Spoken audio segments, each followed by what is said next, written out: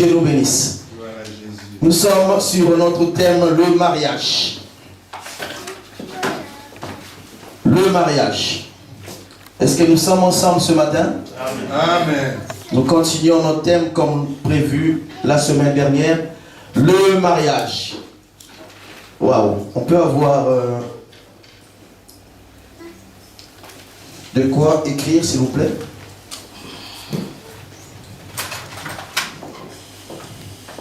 Merci.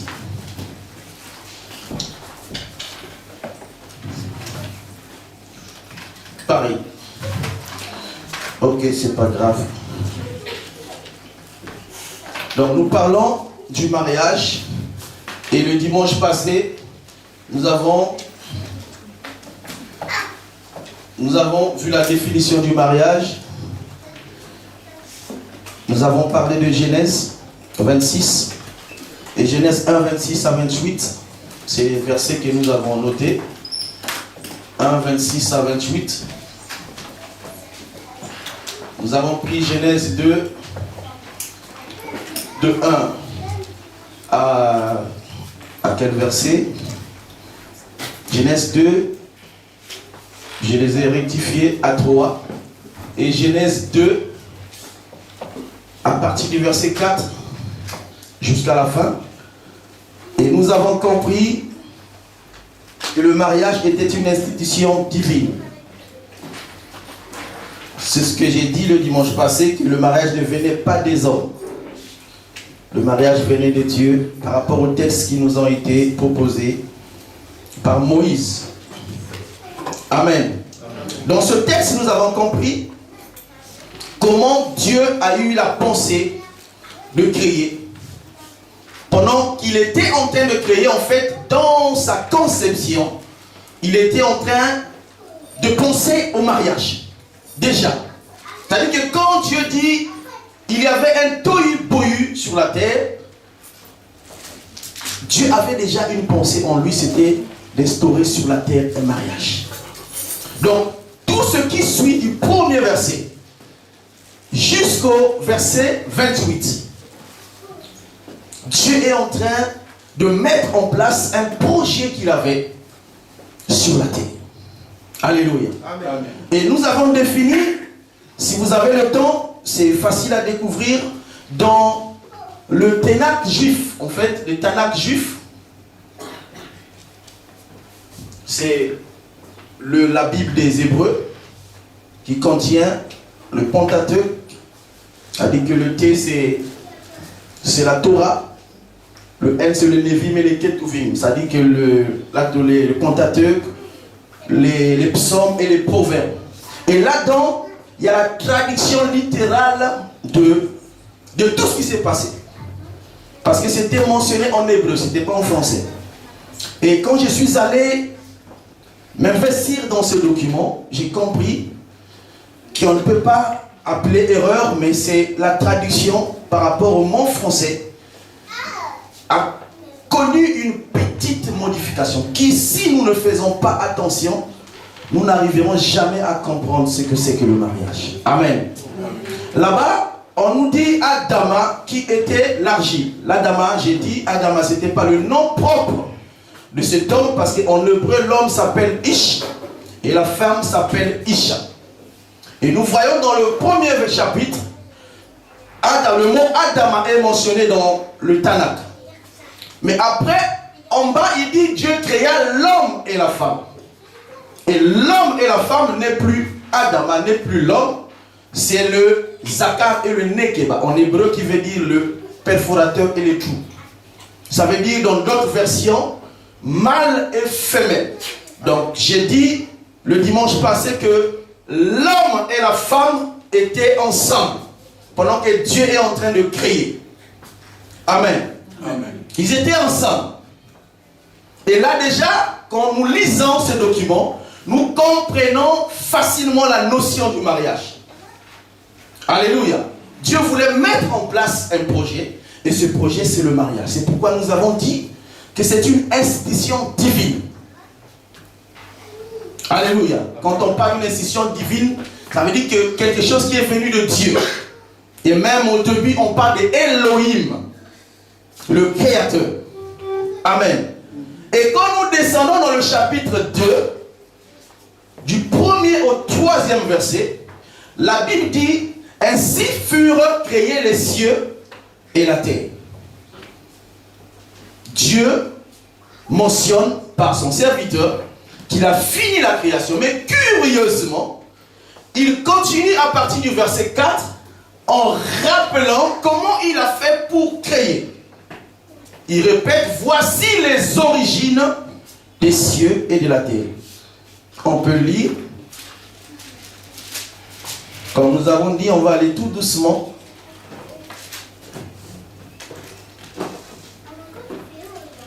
À partir du verset, je lis à partir du verset 1. Après la création, on est au 7e jour. La Bible dit, ainsi furent achevés les cieux et la terre, et toute leur armée. Dieu acheva au 7e jour son œuvre qu'il avait faite et se reposa au 7e jour de toute son œuvre qu'il avait faite. Dieu bénit le 7e jour et il le sanctifia parce qu'en ce jour, il se reposa de toute son œuvre qu'il avait créée en le faisant. Amen.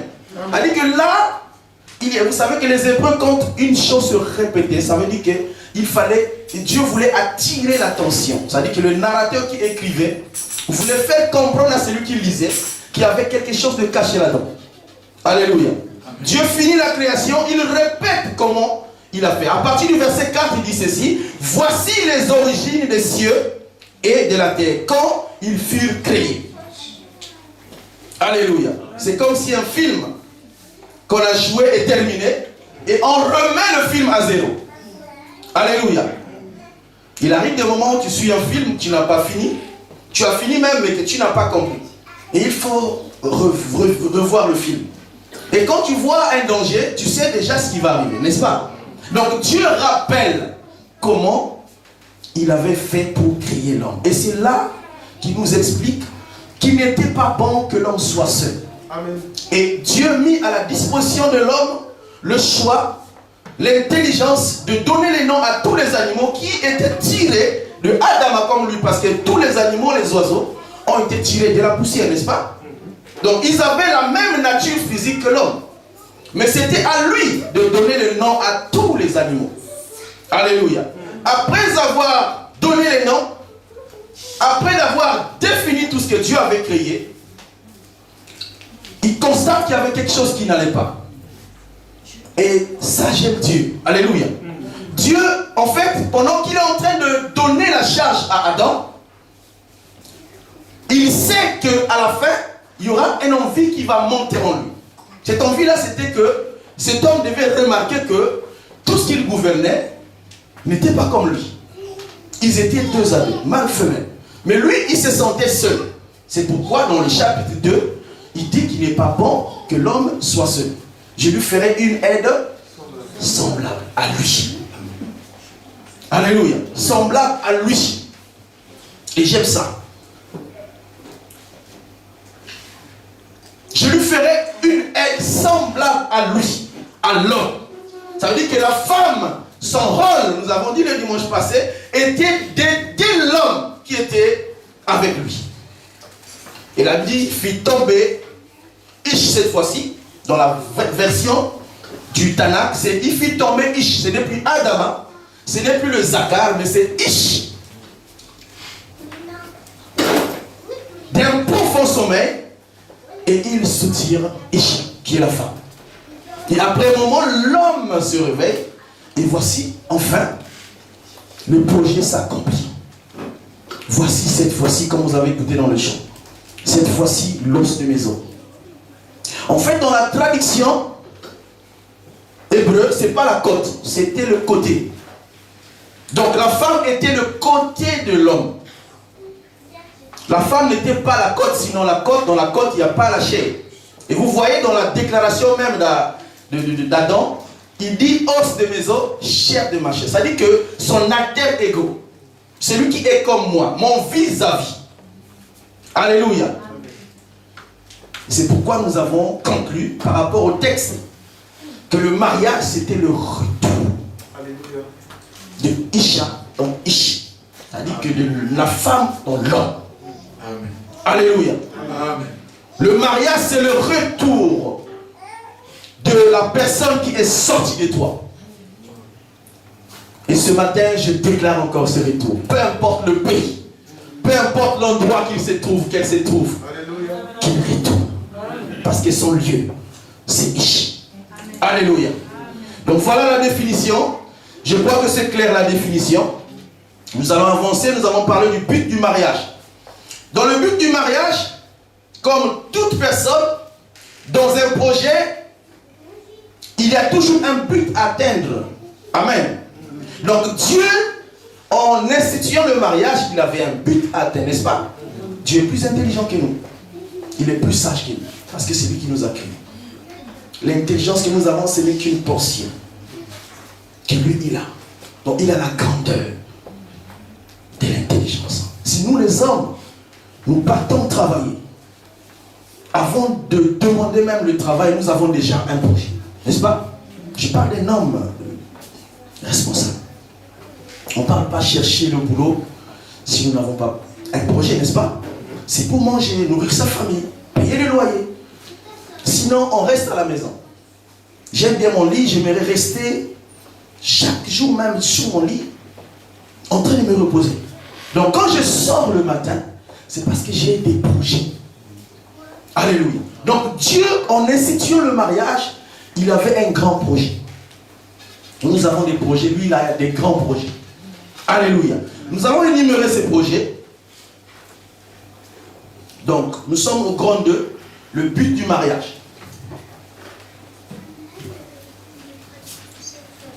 Le but. Le petit 1, tu peux l'énumérer comme ça. Le mariage, c'est pour le bonheur de l'homme et la femme. Amen. Le bonheur de l'homme et la femme. La Bible dit qu'il n'est pas bon que l'homme soit seul. Alléluia. Et je lui ferai une aide semblable. Dans le mariage, il n'y a pas de généraux. Alléluia. Amen. Il n'y a pas de commandants, il n'y a pas de capitaines. Une aide semblable à toi. Ça dit que la femme vient dans la vie d'un homme. C'est que Dieu a remarqué qu'en Adam, il y avait un vide. Il n'était pas complet. Et la seule personne qui devait compléter le manquement qu'il avait, c'était la femme. Alléluia. Amen. Donc la femme vient pour compléter ce qui manque dans l'homme. Alléluia. Parce que Dieu avait une vision qu'il avait confiée à Adam. Et Adam devait exécuter cette vision. Et pour l'exécuter, Dieu a vu les dangers. Dieu a vu le parcours. Il a dit non, il ne peut pas tout seul. Et il faut que Ève soit avec lui. Alléluia. Vous comprenez la mission de la femme avec l'homme. La femme ne vient pas dans la vie d'un homme pour compliquer la vision de Dieu. J'ai écouté beaucoup des femmes, des hommes de Dieu mourir à cause de cela, bien aimé. Parce qu'il y a des femmes, quand tu l'épouses, c'est-à-dire qu'au lieu que le bonheur commence, mais c'est le malheur qui commence. Alléluia. Il y a beaucoup des hommes de Dieu que j'ai vu mourir même à cause de leurs femmes. Et c'est vice-versa. Il y a aussi des femmes comme ça qui ont gâché. C'est-à-dire que le fait de faire connaissance à un monsieur, toute sa vie gâchée. Alléluia. C'est pour le bonheur. Alléluia. La première des choses. Le bonheur. Quand nous lisons, quelqu'un peut nous lire Ecclésiaste 4, du 9 au verset 12. Le bonheur, le bonheur. Pour que la paix demeure, pour que la joie demeure. Ecclésiaste chapitre 4, verset 9 au verset 12.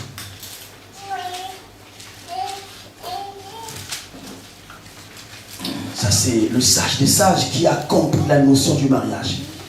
Et qui explique, il rentre même en Genèse, il explique la pensée de Dieu. Alléluia. Alléluia. J'ai lu la parole. Amen. Deux valent mieux qu'un. Alléluia. Deux valent mieux qu'un. Parce qu'ils retirent un bon salaire de leur travail. Parce qu'ils retirent un bon salaire de leur travail. C'est-à-dire quoi? C'est-à-dire que si le mari gagne 500 €, ça ne suffira pas pour avancer dans l'œuvre. Il faut que la femme qui gagne 100 € ou 200 € complètent les 200 € sur les 500 € pour accomplir la vision. Alléluia. J'ai parlé des finances, mais ce n'est pas que les finances. C'est dans tous les domaines. Alléluia. On avance ensemble de Dieu. Car s'il tombe, l'un relève son compagnon. Car s'il tombe, l'un relève. Ça veut dire que l'homme peut tomber. Ça veut dire que la femme peut tomber. Mais la seule personne capable de relever, c'est le conjoint ou la conjointe. N'est-ce pas? Donc, le but de la femme, c'est d'aider, c'est de contrôler son mari, c'est de contrôler sa femme en cas où il y a une chute, c'est à lui de la relever. C'est à elle de le relever. Amen, amen. Alléluia. Continuons de Dieu. Mais malheur à celui qui est seul et qui tombe sans avoir un second pour le relever. Malheur à celui qui tombe sans avoir un second. Vous comprenez le but de la présence d'Adam? Il ne pouvait pas tout seul régner dans le jardin d'Éden et accomplir la vision que Dieu lui avait donnée. Alléluia. Amen. On avance ensemble de Dieu. De même, si deux couchent ensemble, ils auront chaud. Mais celui qui est seul, comment chaud? Alléluia. Amen. Si deux couchent ensemble, ils auront chaud. Ça dit que dans la dimension de la prière, la Bible dit que le feu c'est un faute de bois. Ça veut dire que dans cette parole se cache en fait la prière. Ça veut dire que quand la prière est adressée par une seule personne, la Bible ne dit pas qu'il n'y a pas de feu. Mais quand c'est deux personnes, il y a plus de feu qu'une seule personne. Amen, amen. Alléluia. Et là encore, il touche même dans le domaine de la sexualité. C'est-à-dire qu'un homme sans la femme, c'est difficile pour avancer dans ce domaine. Alléluia. Et nous allons plus loin, toucher encore ce point, je ne vais pas le développer maintenant là, sur le chauffer. Alléluia. En continuant de Dieu. Et si quelqu'un est plus fort qu'un seul, les deux peuvent lui résister. Et la corde à 3 fils ne seront pas faciles. Est-ce qu'on peut acclamer pour le Seigneur? Alléluia. Vous savez, dans une maison, quand un homme fort arrive, le but c'est de déstabiliser une maison. Mais quand vous êtes deux, il est seul, ça serait difficile pour lui. À moins qu'il y ait des contradictions entre vous. Vous voyez, aujourd'hui, il y a la guerre en Ukraine. Les pays sont en train de se regarder. Les alliés. Ça veut dire qu'ils veulent former une force. Parce qu'ils ont vu la force de Vladimir Poutine. Et pour attaquer un tel homme, il faut être très fort, plus fort que lui. Sinon, notre président l'a dit, Macron, les dégâts sont sur lui, ça sera grave. Les années futures, ça va être des dégâts. J'ai lu cet homme-là, il a créé une bombe qu'il a surnommée Satan 2. Et cette bombe-là est capable d'effacer toute la France sur la carte du monde. Wow. Comment? Et le Satan 1 était capable d'effacer tout Paris. Mais là, il a inventé, c'est d'ailleurs cette arme-là qui l'a poussé d'attaquer parce qu'il était confiant. Il était sûr de lui. Satan 2, sans compter les armes nucléaires. Donc, quand une personne vient t'attaquer, quand vous êtes deux, vous avez la facilité de le déstabiliser. Il suffit que l'autre se met à côté et l'autre à côté. Il vient vous attaquer ensemble. Il peut faire tomber une seule, mais l'autre intervient. Alléluia. Donc, vous comprenez dans cette lecture que le but du mariage a tellement des avantages, donc il a presque parlé de tous les domaines de la vie. Alléluia. Domaine financier, domaine spirituel, domaine de la force. Donc quand un homme est avec sa femme, il y a une assurance. Alléluia. Amen. Est-ce que nous avons compris ce point? Amen. Le bonheur. Et le deuxième point, c'était de communiquer la pensée de l'unité. Et j'ai aimé, nous revenons sur la pensée de l'homme de Dieu. L'unité avec Dieu. C'était de garder cette pensée de l'unité sur la terre. C'est-à-dire que l'homme et la femme devaient développer, cultiver en eux cette notion de l'unité. Pas deux personnes. Parce que vous voyez qu'ils étaient une seule personne et c'est Dieu lui-même qui les a séparés. Et quand Isha revient en Ish, en fait, c'est l'unité. Alléluia. Et Dieu voulait qu'ils grandissent dans cette notion. même ayant des enfants, que cette pensée de l'unité puisse continuer sur la terre. Alléluia. Nous avons l'exemple d'un pilote. L'exemple d'un pilote. Vous prenez un avion, sur les vols, vous voyez qu'il y a 2 personnes. Souvent, ils ferment leur cabine, c'est 2 personnes en tout cas, à l'intérieur. Ils ont fait les mêmes études, ils ont les mêmes diplômes. L'autre est à la commande et l'autre est à côté. C'est pourquoi? Parce que s'il survient un problème, pendant qu'ils sont dans les airs, j'ai même demandé, j'ai eu la grâce de demander à un pilote, mais comment on a discuté, même leur plat, ils ne mangent pas le même plat. Pourquoi? Parce qu'ils savent qu'il peut arriver un problème. L'autre peut avoir un problème. Même sur l'alimentation, il peut avoir un problème de digestion. Le temps de se déplacer, quelque chose de grave peut arriver. Alors il faut qu'il y ait quelqu'un à côté. Et j'ai aimé ça, cette pensée. Ça veut dire que si l'autre même peut décéder, parce que ça peut arriver, c'est Dieu qui connaît la naissance, c'est Dieu qui connaît le jour de la mort. L'homme est incapable de deviner. Ça veut dire que tu peux prendre le vol. J'ai vu, il y a 2-3 personnes, des hommes, des personnes que je connais, prendre le vol, mais qui sont décédés dans les airs, dans le vol, décès. Donc l'avion atterrit avec un décès, mais il a pris, il a fait son check-in très bien, mais il arrive chez lui cadavre. Alléluia. Donc personne ne sait le jour de sa naissance ni de sa mort. Ça c'est toujours Salomon qui le dit.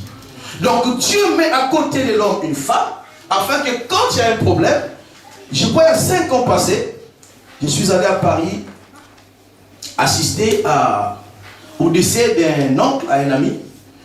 Et cette personne-là est restée 2 semaines dans sa maison. Il était décédé 2 semaines. Les gens se sont rendus compte parce que ça ne sentait pas bon. Les voisins ont compris, mais depuis ça fait toute une semaine qu'on ne voit pas M. X.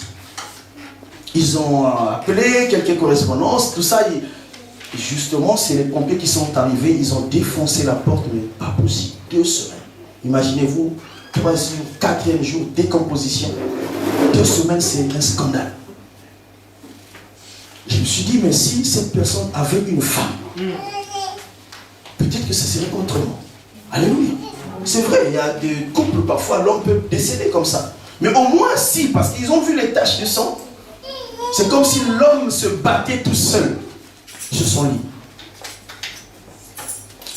Pourquoi? Parce qu'il n'y avait personne à côté de lui. Vous voyez les avantages d'être 2. Et le 3e fil, c'est Jésus. Quand vous l'avez, ça veut dire que quand vous vous mariez, et que votre mariage correspond à la pensée de Genèse, il vous accompagne bien. Amen. C'est-à-dire que même quand vous traversez les situations difficiles, la différence entre celui qui n'a pas Dieu et celui qui a fait selon le modèle de Dieu, c'est que Dieu t'accompagne même dans les moments difficiles. Parce qu'il n'y a pas, si quelqu'un dit que dans son couple il n'a pas de problème, c'est un grand monteur même. Donc, parce que le mariage c'est une grande école. Il faut qu'il y ait des problèmes. Parce que le but du thème c'est de nous amener aussi à comprendre ce que c'est que le véritable mariage. Tu peux te marier à l'enfer. Ce n'est pas le ciel. Alléluia. Mais au moins sur la terre, que tu vives la pensée que Dieu avait au commencement. Et ça fait du bien. Alléluia. Est-ce que nous avons compris le 2e point? Nous avons Genèse 2, verset 25. On peut noter toujours, c'est dans les passages que j'ai donnés. Donc, il avait dit, l'homme et la femme étaient nus et n'en avaient pas honte. Les 2 n'avaient pas honte. Pourquoi? Parce qu'il y avait une intimité déjà. Ils se connaissaient. Et quand Dieu met 2 personnes comme ça, ça veut dire que il n'y a pas. J'ai écouté tellement les histoires. Une femme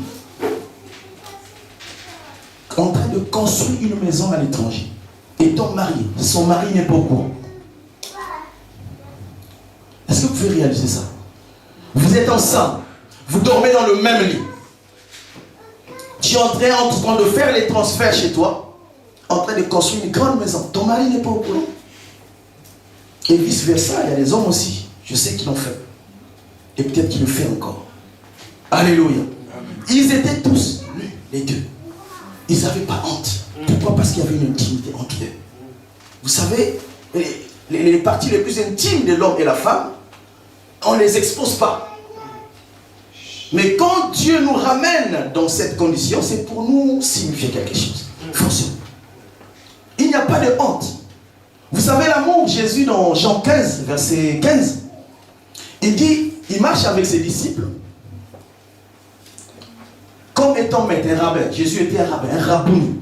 Ça veut dire que le maître, en l'écoutant enseigner, il ne s'est pas appelé un rabbin. Eux, ils ont dit c'est un rabbin. Pourtant, il n'est pas passé à l'école rabbinique. Mais ils ont dit, la seule personne avec la capacité de dire ce que cet homme dit ne peut que être un rabbin. Un rabbin, c'est le docteur de la loi. Alléluia. Donc, Jésus, plus tard, il marche avec ses disciples, il les enseigne. À un moment donné, il sent. Vous sentez que même dans Jean 4, Jésus reste avec la femme samaritaine, mais il s'est passé des choses, vous savez. Mais ils étaient dans l'incapacité de dire à Jésus, non, mais qu'est-ce que tu as fait là?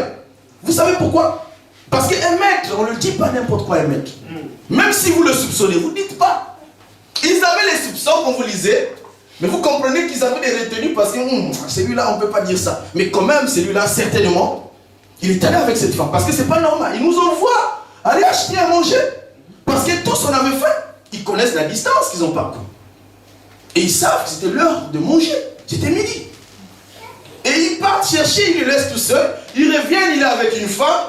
Et en train de dialoguer. Et vous savez, on a parlé de ça la fois passée, que le puits était le lieu de rencontre.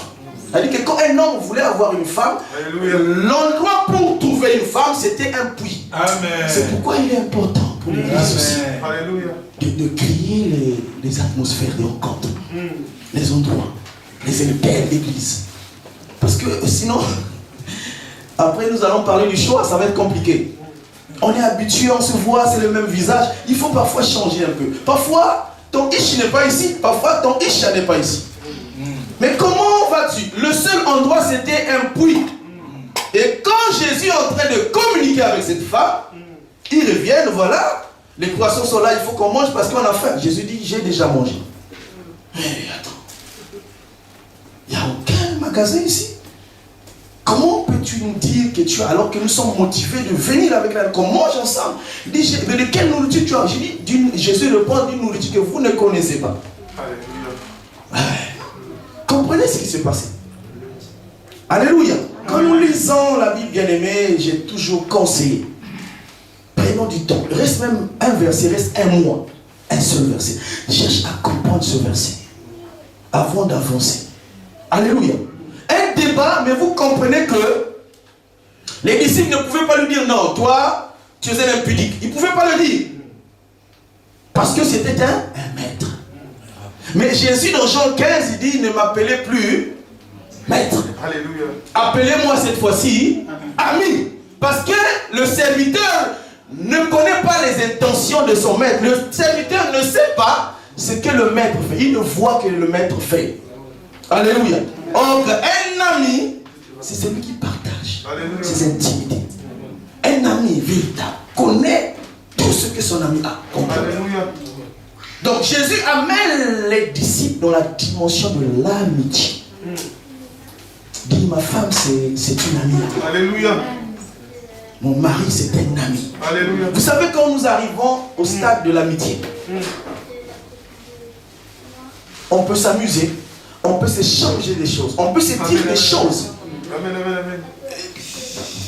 Il faut qu'on arrive là, bien-aimé. Alléluia. Alléluia.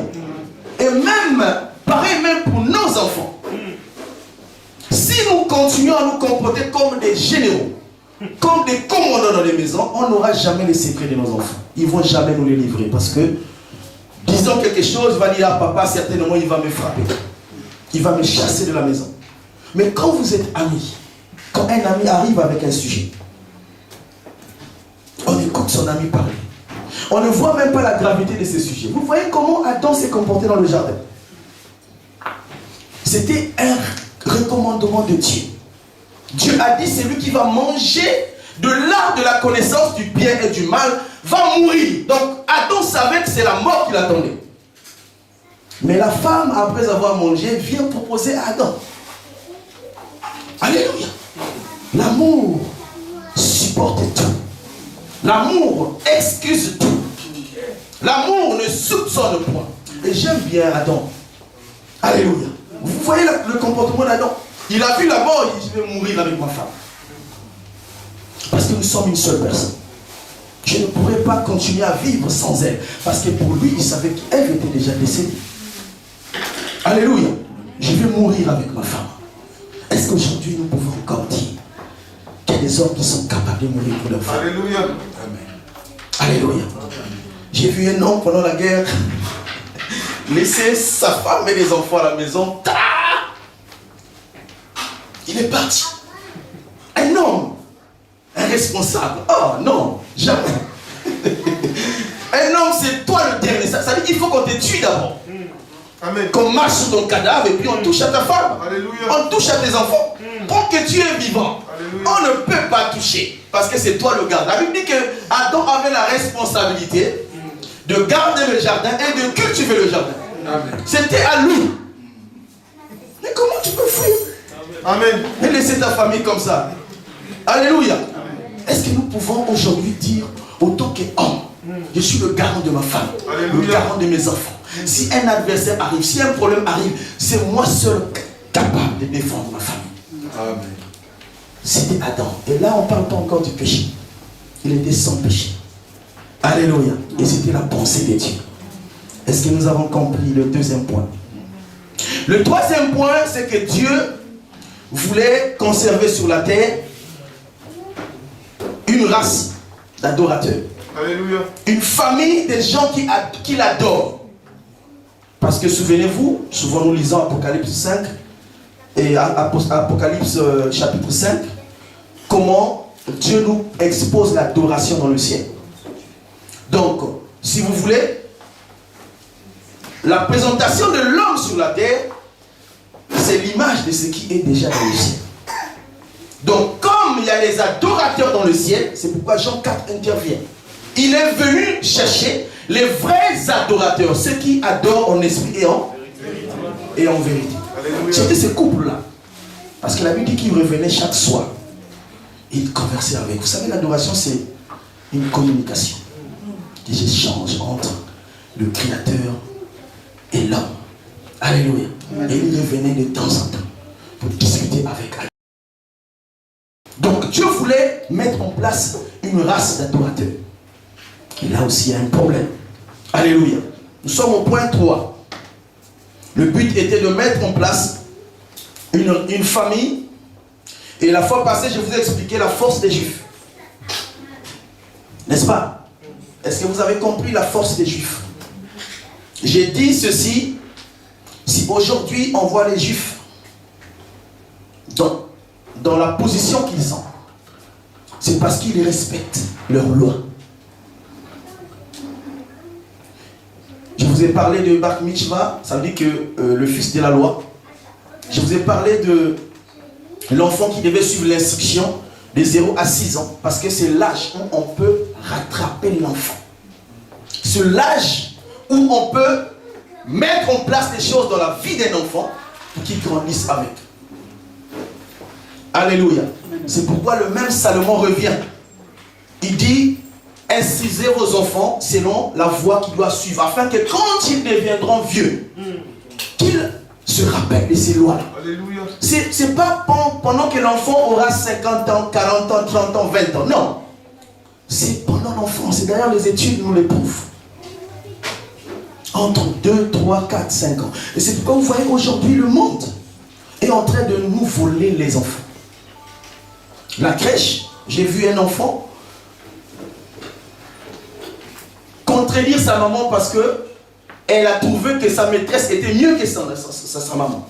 Vous voyez ça? Ça veut dire qu'ils donnent ce qui est nécessaire à nos enfants. Ils savent que c'est à cet âge-là. Nous les déposons à l'école. Ils reçoivent les instructions. De 0, parfois, ici, je crois que c'est à partir de 2 ans. Et même à 1 an, on dépose les enfants, n'est-ce pas? Oui. Donc, 2 ans, 3 ans. Donc, l'enfant n'a pas l'éducation de la maison. Vous savez ça? Parce que toute sa journée, il le passe avec d'autres personnes. Et là-bas, il reçoit les instructions. Voilà pourquoi on dit ici en France, les enfants. Non, ce n'est pas la France. Les Juifs, même étant ici en France, leurs enfants partent à l'école, mais ils n'excluent pas d'inculquer le Tanakh à leurs enfants. C'est la force des Juifs. Quand même ils grandissent, même les Arabes, comme vous voyez, les musulmans, leurs enfants, ils apprennent l'arabe. Vouloir ou non, tu es dans ma maison, tu dois apprendre. Sinon, tu n'es pas dans ma maison. Alléluia. Une race d'adoration. Le responsable légal pour maintenir cette race, c'était l'homme.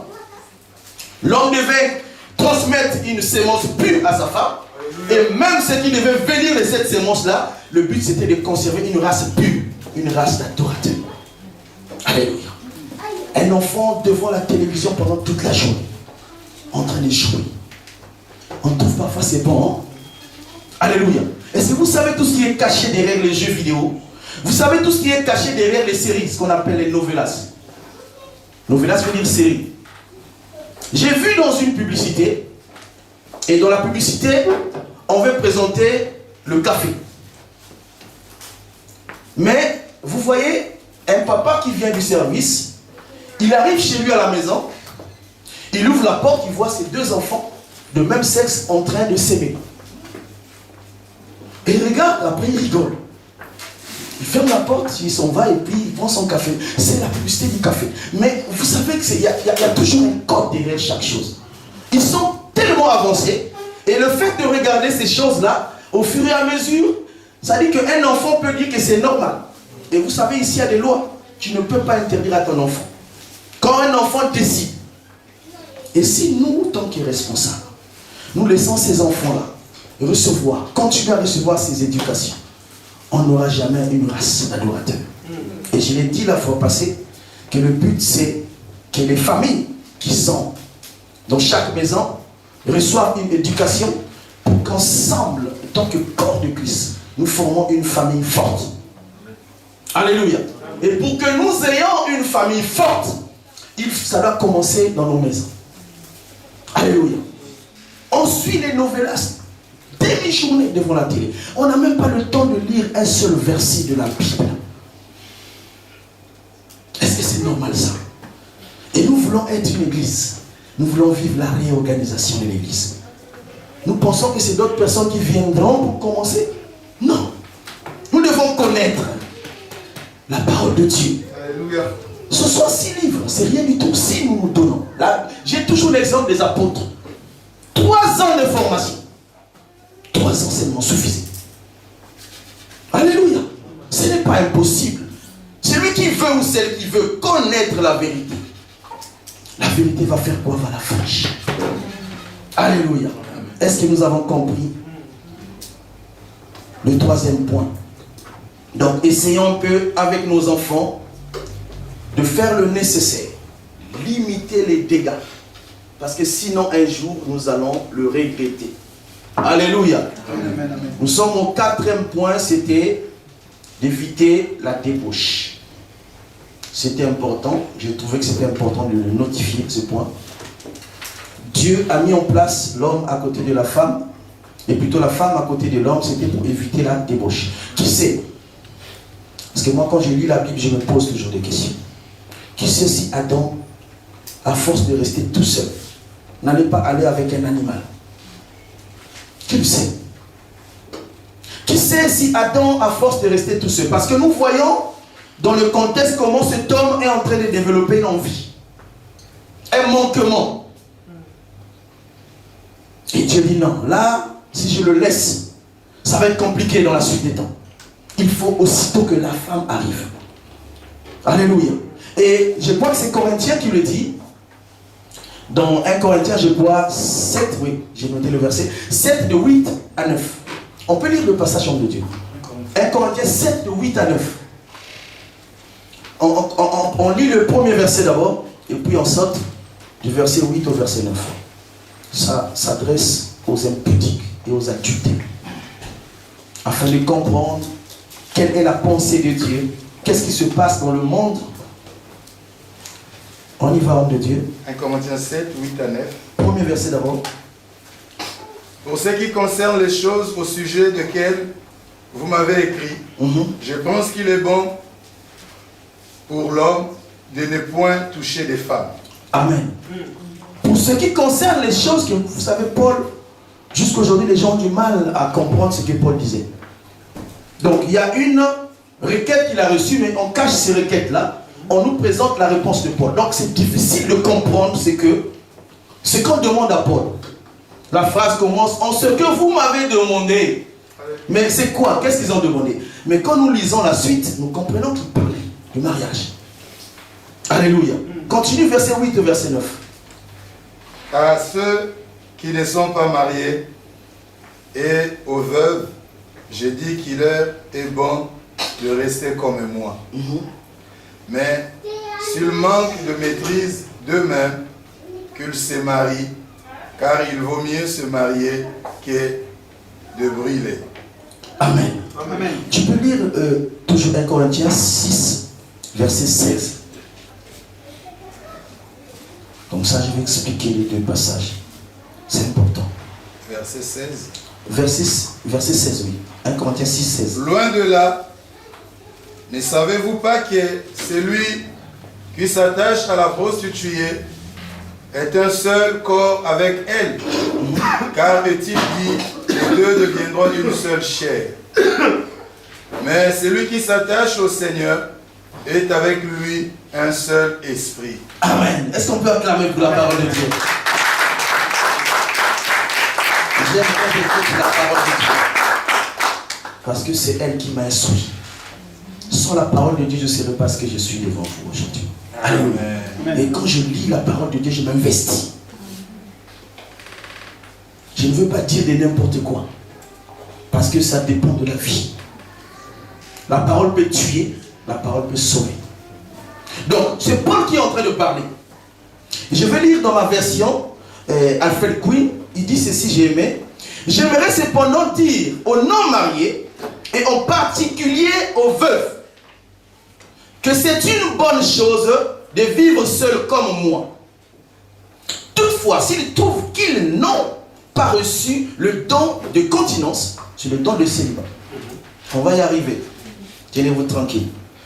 Toutefois, s'ils trouvent qu'ils n'ont pas reçu le don de continence et ne peuvent pas se maîtriser en ce domaine, qu'ils se marient. Alléluia. Car mieux vaut se marier que de se consumer en désir insatisfait.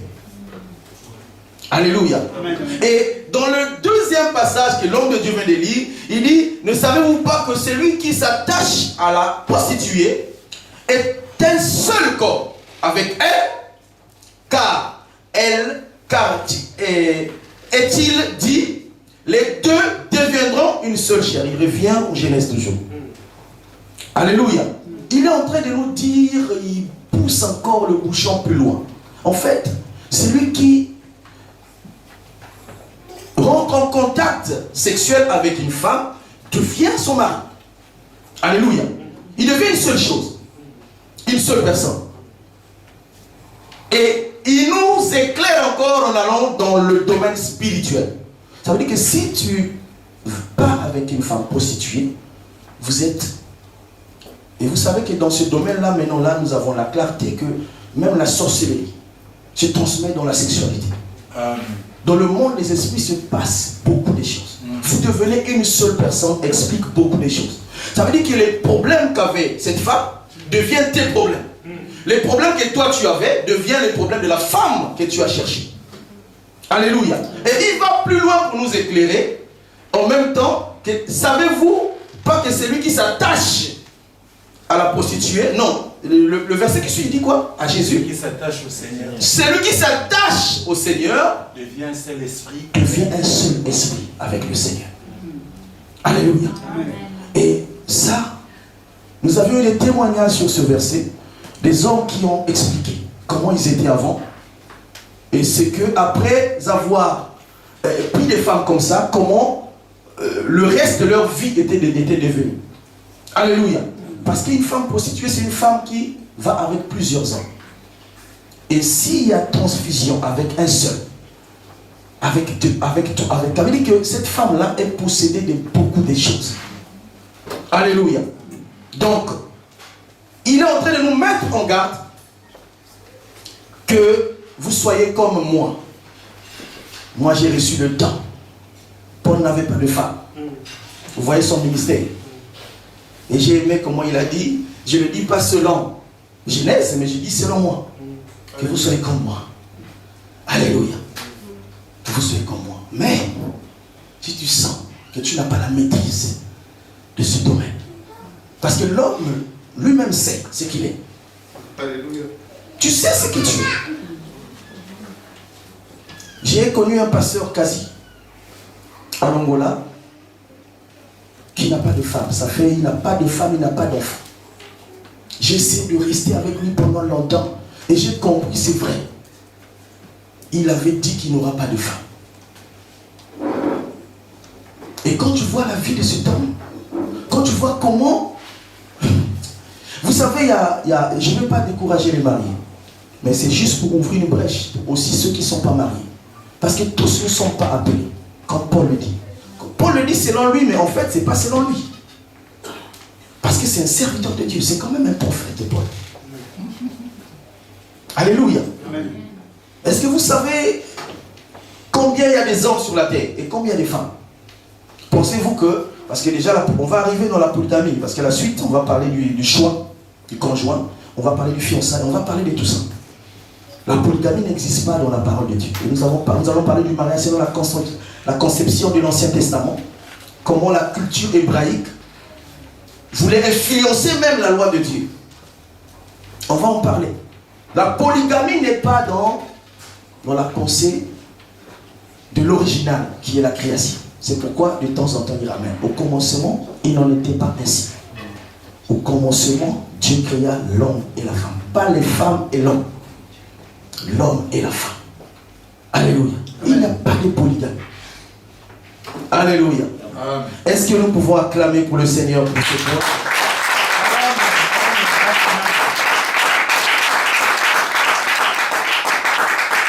Et aujourd'hui, par la grâce de Dieu, nous avons encore, je crois, 15 minutes. On va parler de la conception du mariage selon l'Ancien Testament, avant que Jésus n'arrive.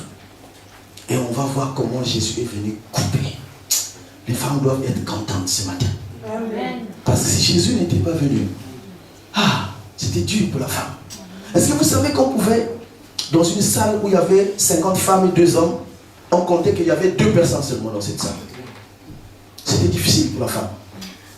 C'est-à-dire que quand on faisait le dénombrement, la femme n'était pas comptée parmi.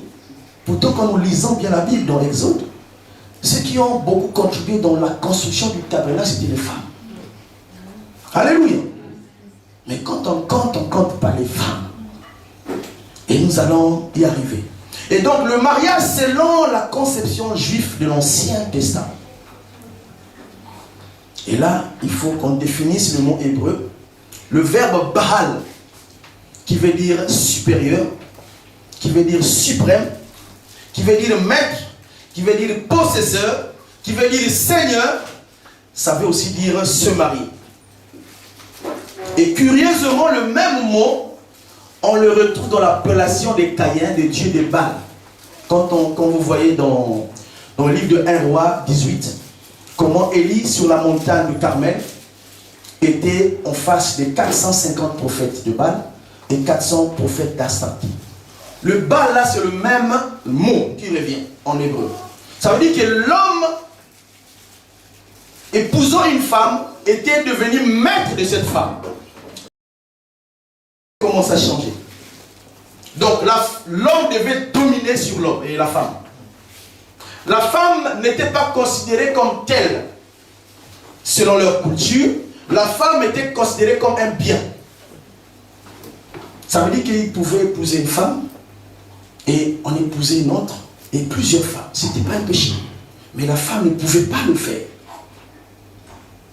Une femme qui appartenait à un homme, parce que c'était une propriété, elle appartenait. Parce que déjà dans la définition supérieure, ça veut dire qu'il n'y avait plus la notion de l'amitié. Il n'y avait plus la notion de l'amitié. Donc la femme regardait son homme comme si, et d'ailleurs Seigneur veut dire Dieu. Pour elle c'était un Dieu. Donc tout ce qu'il pouvait présenter, la femme ne pouvait pas compter. C'est pourquoi quand vous voyez la présentation de l'offrande d'Abraham. Souvent, on dit des choses là-dessus. Mais vous savez que même s'il avait dit à Sarah, Sarah n'allait rien faire. Amen. Amen. Même si Sarah savait que Abraham partait pour tuer Isaac, selon la définition, la position d'Abraham, Sarah ne pouvait pas s'opposer. Donc la femme était considérée comme un matériel. Même encore plus loin dans la loi de rachat. Parce que la loi de rachat expliquait que tu pouvais racheter les biens d'un défunt ou de celui qui était dans l'incapacité de récupérer ce qu'il avait perdu. Le droit de rachat. Nous avons été rachetés par lui-même, Jésus-Christ. Et dans ces droits-là, a dit que tu pouvais mourir, laisser ta femme, si vous n'avez pas eu d'enfant, et ton frère pouvait prendre encore cette femme. C'est pourquoi vous voyez dans le débat, je crois, est-ce que j'ai noté ce passage? Oui, c'est dans Matthieu 22. Vous voyez qu'il y a eu une discussion entre les disciples. Il dit qu'il posa la question pour éprouver Jésus. Il dit, mais il y avait un homme. Ils étaient 7 dans une famille. Le premier était marié à une femme. Après son décès, il n'a pas eu d'enfant avec cette femme. Après, il a pris le deuxième. Le deuxième aussi n'a pas eu d'enfant avec cette femme. Il a pris jusqu'à 7 mâles issus d'une même famille. Vous considérez comment la femme? Vous voyez comment la femme était considérée? Alléluia. Le cas de Ruth dans le droit de rachat avec Boaz. Ruth n'était pas la femme de Boaz auparavant. Alléluia. Mais elle est devenue par le droit de rachat. On l'a rachetée. Donc vous voyez, c'était comme la femme était considérée comme une marchandise. On pouvait te vendre, on pouvait te revendre, on pouvait te récupérer. Alléluia. La femme, c'était difficile. C'était difficile. Ils ont changé de données en ce qui concerne la position de Dieu, la pensée de Dieu. C'est long. Mais seulement, pour acquérir cette femme, il fallait payer un prix qu'ils appelaient le mohar. Le mohar, c'est le prix. Le mohar, ça veut dire présent, ça veut dire cadeau. C'est le prix que l'homme devait aller payer auprès des parents pour obtenir sa femme, pour avoir sa femme. Ce qu'on a traduit aujourd'hui par la dot. La Bible en fait traduit par, c'est le mohar en hébreu. C'est un geste symbolique pour prouver à la famille de la femme que tu veux épouser que tu les respectes. Tu ne pars pas comme un brigand, mais tu vas, tu rencontres la famille, tu parles d'abord à tes parents et ensemble, parce qu'à l'époque, en fait, les familles se connaissaient. Et étant enfant, tu devais passer par ton père pour connaître la vie, parce que chaque éducation, le père, nous avons, j'ai l'exemple au village, parce que j'ai passé, je crois, 2 ou 3 ans dans mon village. Dans le village, tout le monde se connaissait. Ça veut dire que s'il fallait se marier, même dans le ventre, l'enfant avant sa naissance, le cas de ma mère, avant qu'elle soit née, déjà, on avait dit que quand cet enfant sera né, elle sera la femme de X. Parce que les parents savaient ce qui se passait dans telle et telle famille. Et le but, c'était de conserver cette race. Et c'était strictement interdit d'aller épouser une femme étrangère. Alléluia. Donc le prix devait être payé. Le moi, c'était pour le respect. Et j'aime encore ça. Les jeunes aujourd'hui sont en train de m'écouter. Alléluia. Tu ne t'engages pas dans ce domaine du mariage tant que ton père n'est pas au courant. Amen. Tant que ta mère n'est pas au courant. Tant que ton pasteur n'est pas au courant. Tu ne t'engages pas. Il faut au préalable. Nous avons vu comment Samson, j'aime bien quand le frère Patrick le présente. Samson qui était le plus musclé, le plus gaillard, il pouvait prendre son père et le plier en quelques secondes. Mais la Bible dit qu'il a aimé une femme dans les camps des Philistins. Mais il pouvait partir. Quand nous lisons l'histoire, nous voyons comment même dans le camp, il frappait les gens de l'autre côté. Il n'avait pas besoin de demander la part de son père et sa mère. Mais la Bible dit qu'il est allé parler à son père et à sa mère que j'étais sous une femme.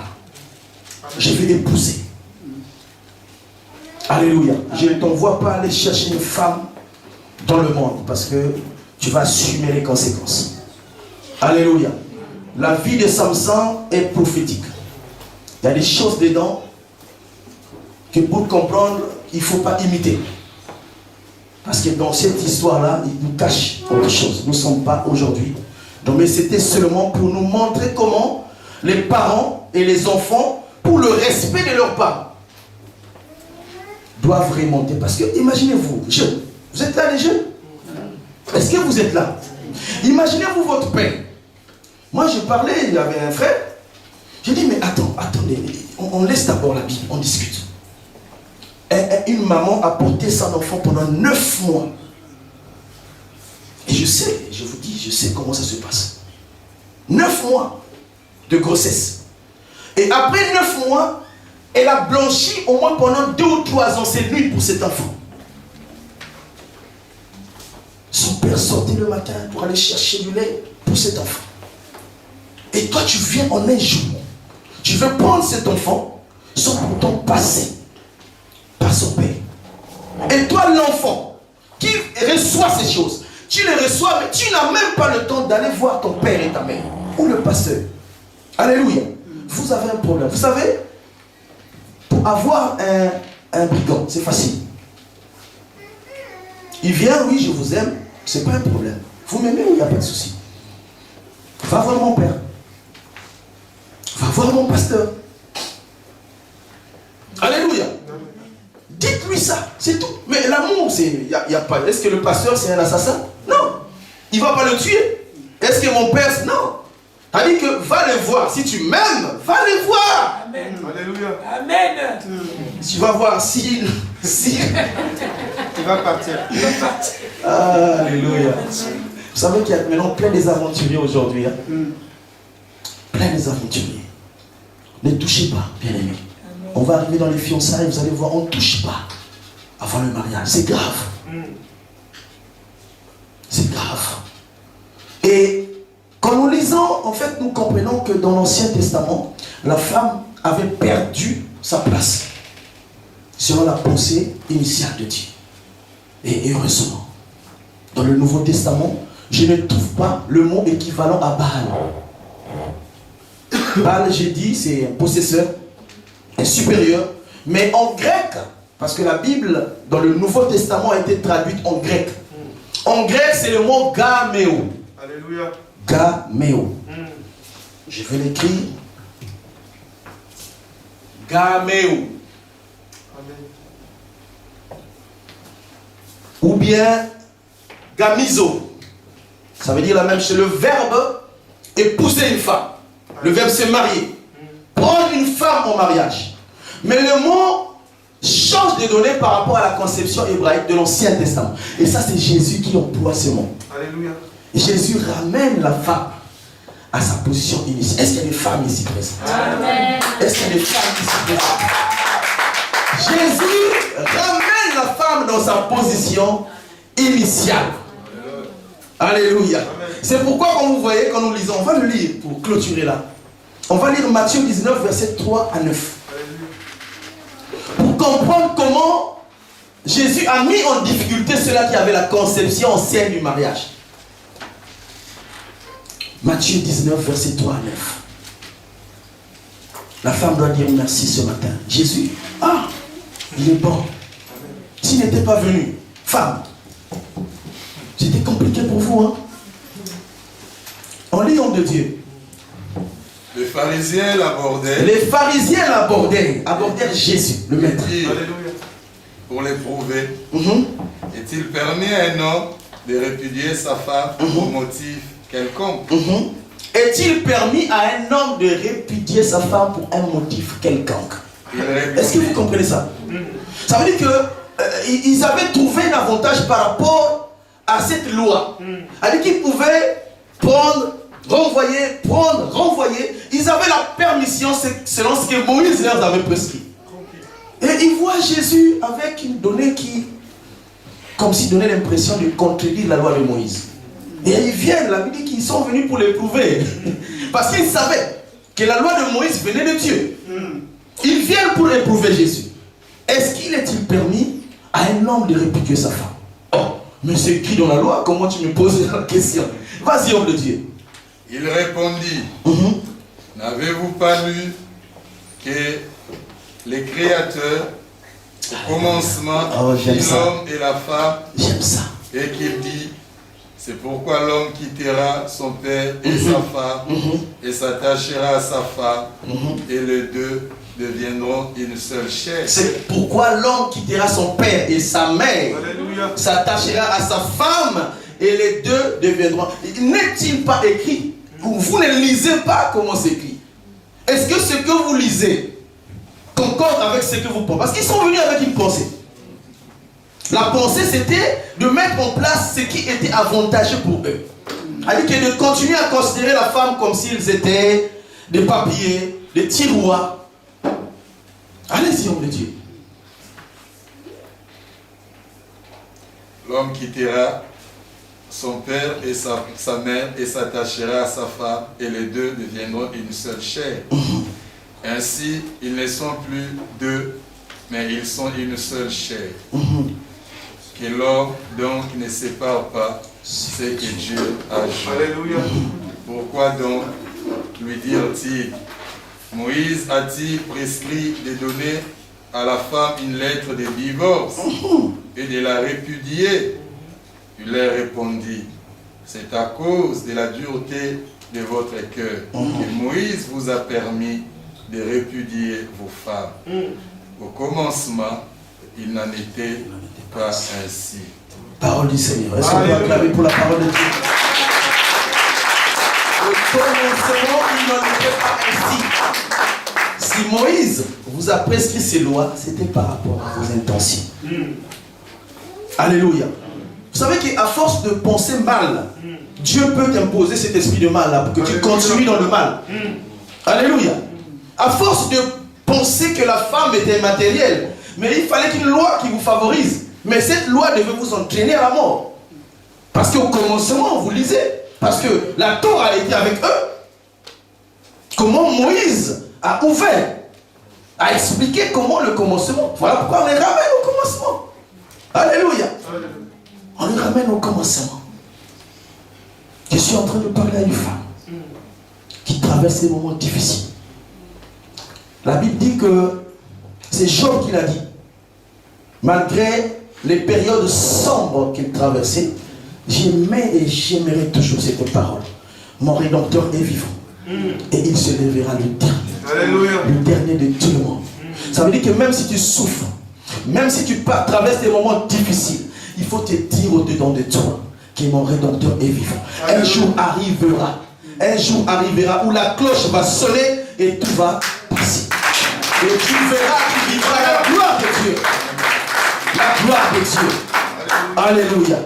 On va s'arrêter là. On va pas. Il est 12h30.